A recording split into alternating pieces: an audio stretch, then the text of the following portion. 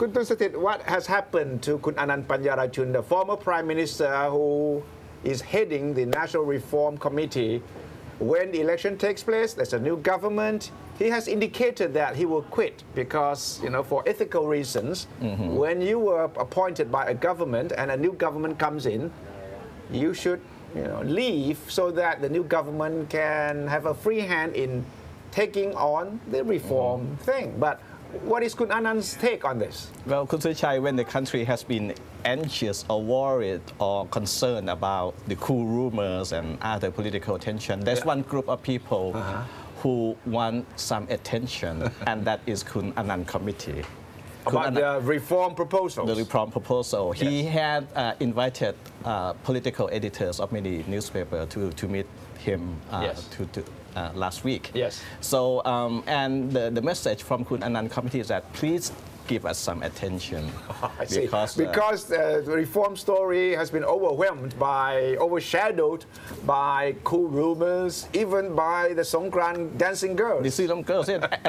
Actually, one of the members of Kun Anand Committee, they complained about this Silom controversy. Why is the press giving so much attention? Which he said overshadow the latest proposal by Kun Anand.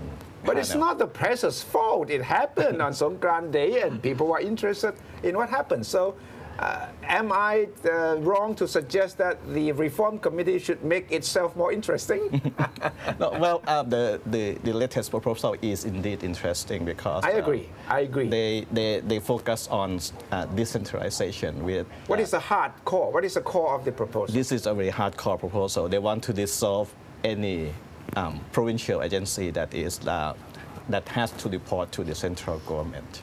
So this is real full decentralization proposal. Yes, the idea is that even though Thailand, every province has its own governor, a lot of agencies have to report back directly to the Interior Ministry in Bangkok, under the central government. Yes, Agriculture Ministry, for example.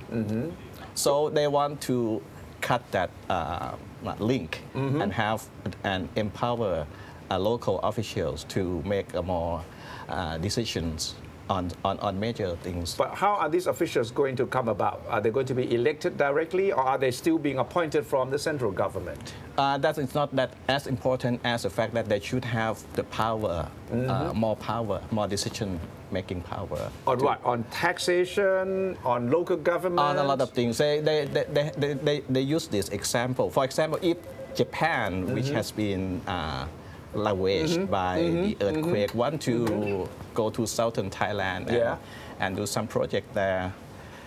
If the current system, they will have to do that through the old bureaucracy, and all the fuss will be delaying everything. They cite the Maptaput scandal or controversy, which as an example that if we have to go through the central government, it can be a lot of problems. So they want the local people to have real power in deciding their own futures. This is a very dramatic package of proposals. Right. And this is come after the another proposal that seek to give land to the poor people. Land to limit the land ownership of the rich people and give more land to the poor people.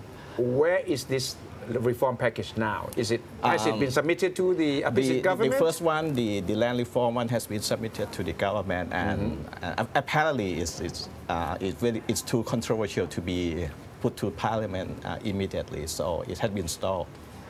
So what do you think would happen? It would be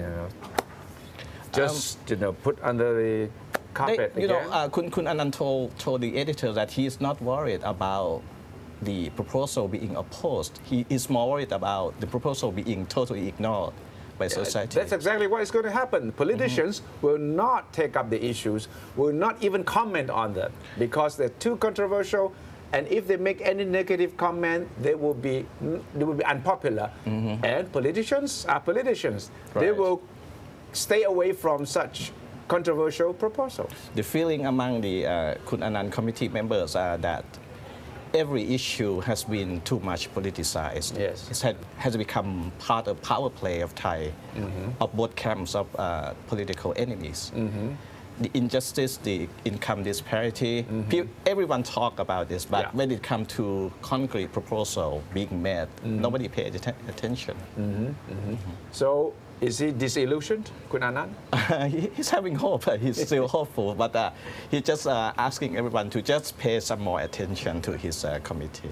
But I don't think that the committee has actually come out to explain in simple terms what these controversial proposals really mean for the common people yet so far. Are they planning to do that? Well, they try to do that, but the problem lies with, somehow with the media also and society. This is not exciting. This is not about political conflict or tension. This is about something very technical, very academic. So they want to do that, and they just want some more attention. Well, I have my personal proposal for the Reform Committee. Make the proposal, make the reform package sexy, sexier than what is being presented to the public now. You've got to steal the attention from cool rumors, from drug stories, from crimes, from natural disasters, because all these things happen. And if the proposal is not sexy enough, then, you know, this is life. People just have shorter and shorter attention span at the moment. Good proposals need to be presented in a more sexy way.